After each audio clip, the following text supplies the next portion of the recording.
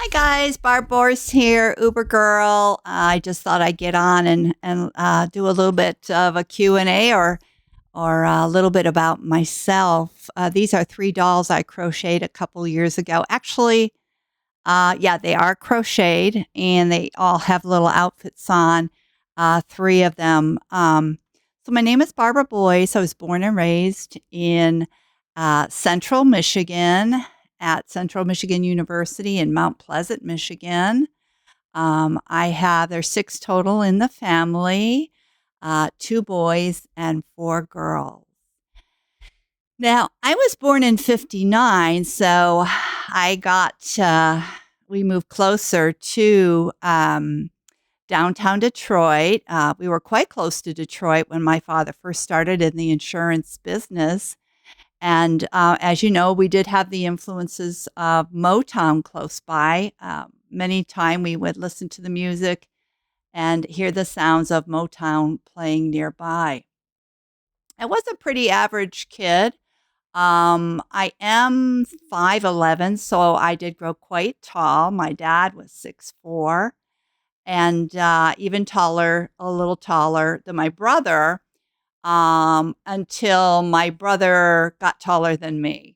So, yeah. So I have one sister who's older than me, which kind of places me in the top three, but in the middle of those three.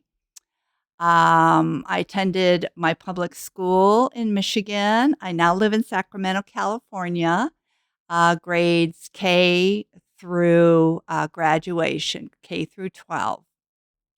When I graduated, I didn't know what I was going to do or what to do. I think school since can be maybe such a positive and a negative kind of influence in your life because you just have to kind of decide what you're going to do next, and you need to have some positive pushing in that direction. And I did not have that, so I've always been kind of floating around. And so when it was time to make those decisions, I really, really was lost.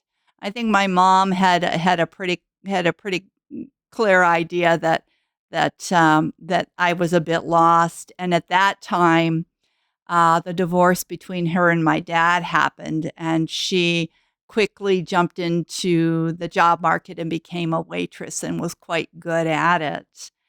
My other sisters, two sisters followed.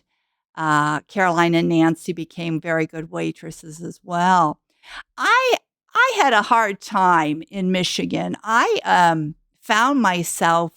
I have an uncle out here in California, and I found an invitation to come out and live with or near Uncle Bob was very, very appealing to me. At that time, that particular summer, I was 16, just before I turned 17.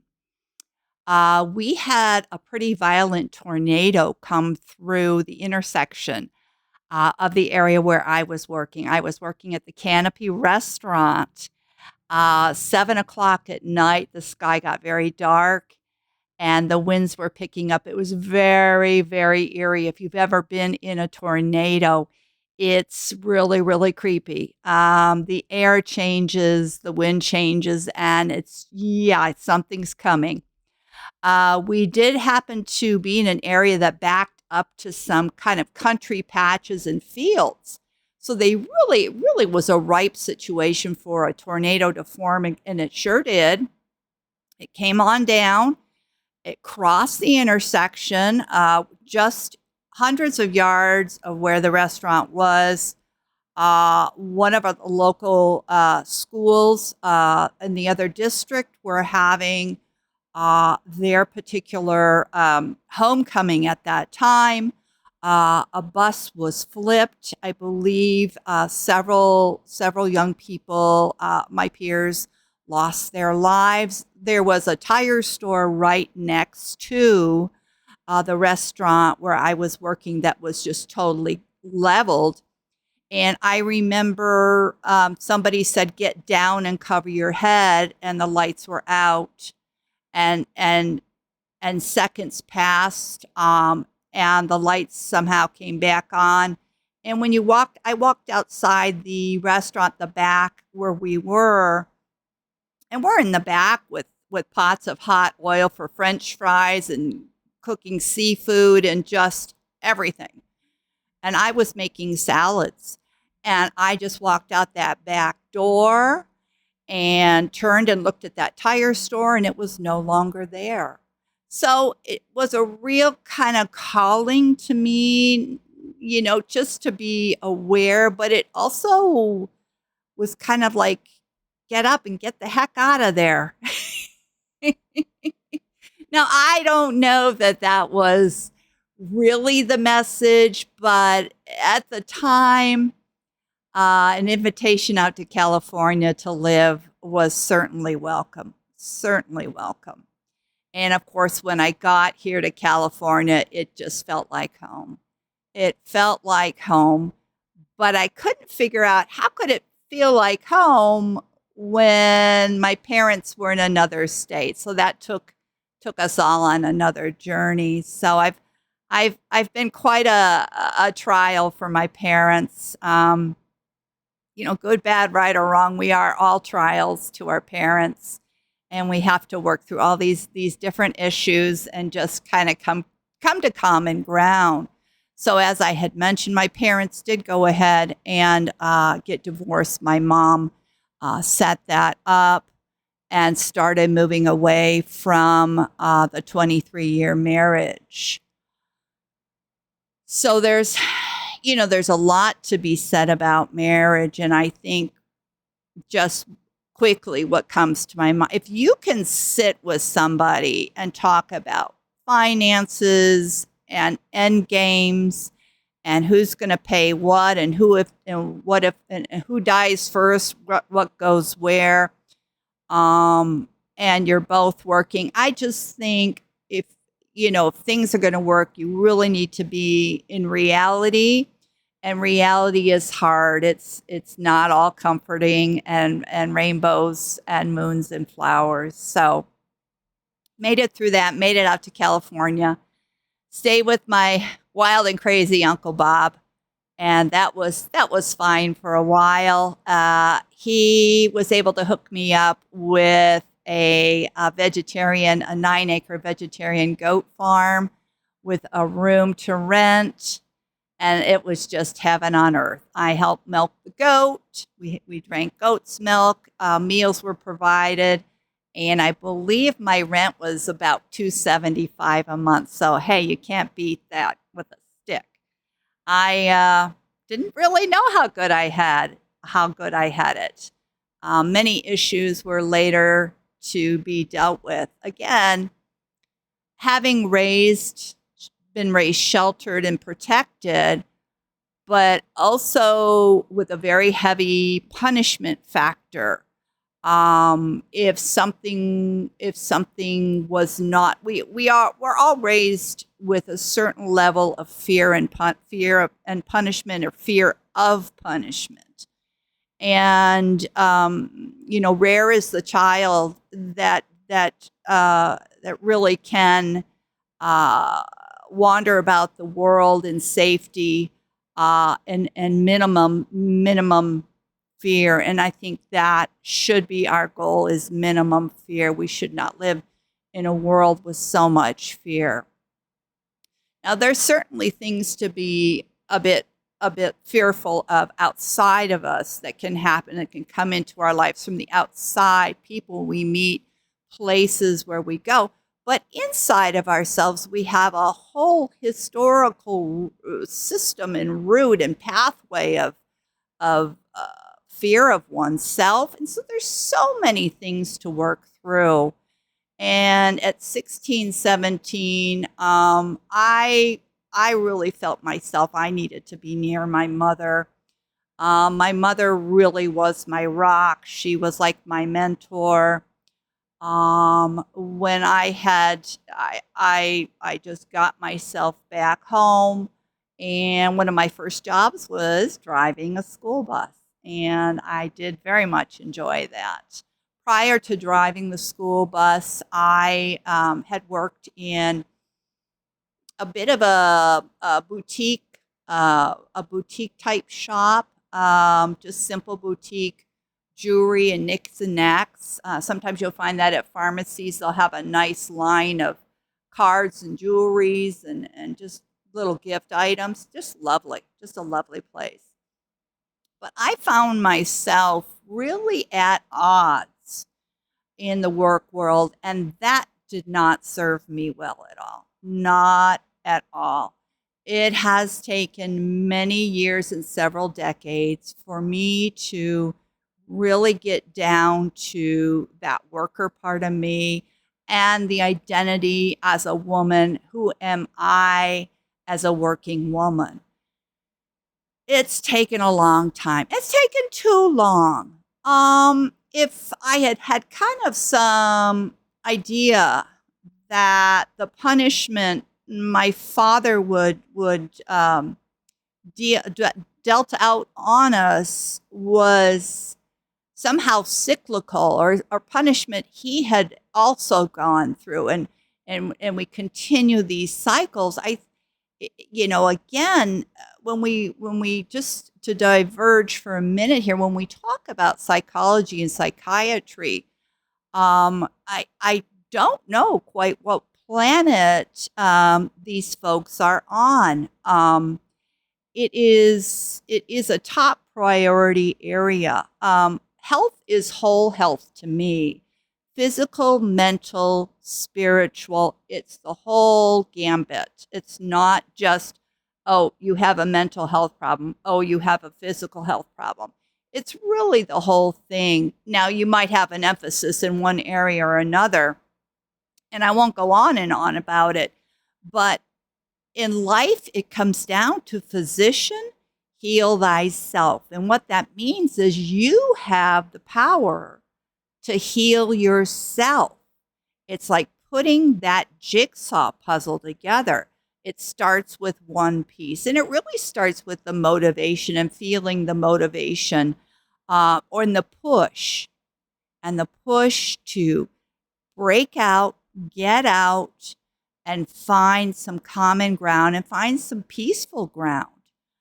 If you can find some ground that's peaceful outside of you, as I did when I moved to California, back to California, and I did move back to Michigan for a few decades, and then I moved back to California in the year I want to say 2000.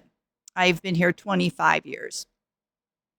I really moved back to a place that was solid ground for me, that was externally peaceful, but I still had to go through those patterns, kind of ingrained patterns in me, to come to where I could be me, and that's a trick and a half in itself, because we don't always know the tools and the understandings, and the understandings come with time. But there's also tools. There's things that's like, I'm not interested in stuff like, and then all of a sudden, that could be very useful for me.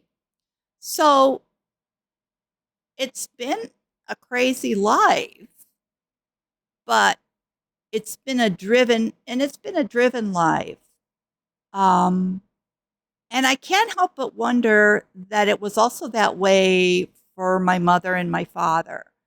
And my mother was able to share with me that there was a lot of religion, Bible on the kitchen table, and she felt just really trapped within her mom's issues, as I, as a woman, felt too.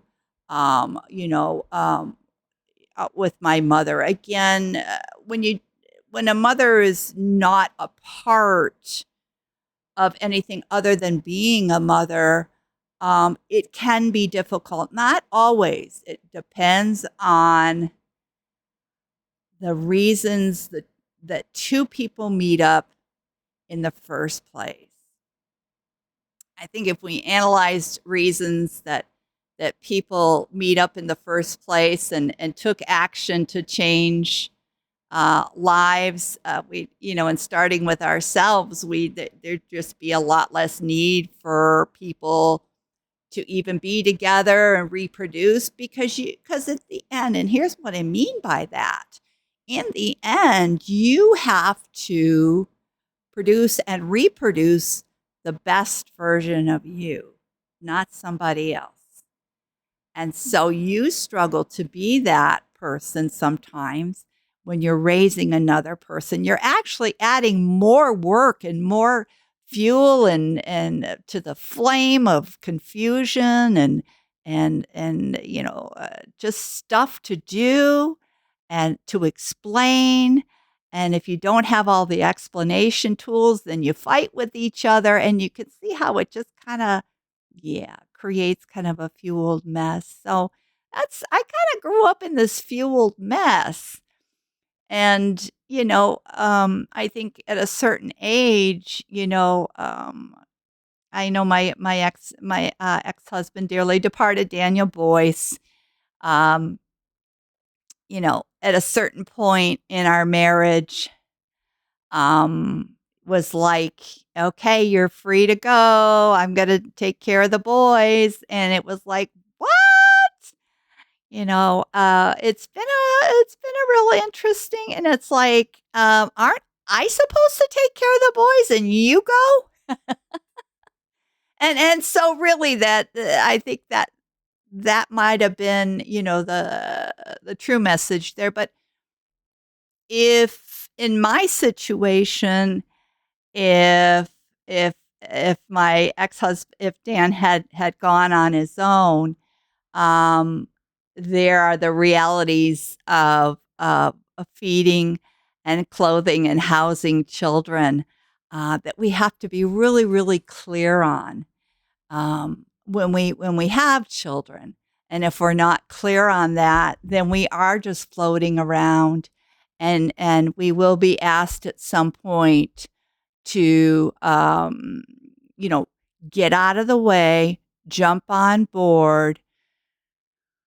There's one more to get on board, get out of the way, and um, I certainly was still feeling lost. It really, for me, it was a full circle need to assess and work with God on that whole area.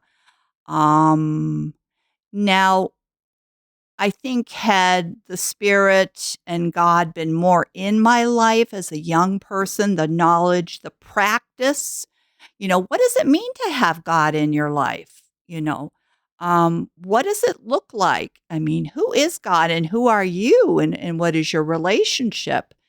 And, do unto others as you would have them do unto you. It sounds simple enough, but you've got to practice it. It's not just an idea. It's not just an ideology. You got to practice it. So it's taken most of my life just to, get to that point where, the love is there. Let's flowing through. Let's practice it. Let's get it returned back to you. I currently work at my local Walmart, and I am really appreciating the team of folks that work there. I feel like I am at home when I am there. I work, as a cashier. I work on my job and the environment and positivity every day, because that's what's important to me. That's the goal. Do, put out what you want to see in the world, and hopefully it'll come back to you. So that's just a bit about me. I am 65 years old, looking forward to my full retirement age, which is next summer. As far as Social Security is concerned, I think we'll see what happens there. I have missed so many boats in my life that it's, Now I'm building my own boat, and I'm hoping it'll float pretty good. And saving money where I can here or there, paying my taxes, catching up with some back taxes, and just wishing my kids the very best of life. They had a rough time with their father, growing up with their father. They became young men early on, um, and as Dan had a very good, their father had a very good work ethic, but not such a good personal life ethic. And so they had to kind of watch out for each other, take care of their dad, and also be aware of some of the groups in society that will watch out for you, such as Child Protective Services, keeping an eye on them, letting them know that there are rules and regulations and things they need to be aware of. If, living in a society and living in America today. So I think that was some difficulty. And so I wish, I pray for them and I wish for them the very best. And they're strong young men. I think they're going to do fine.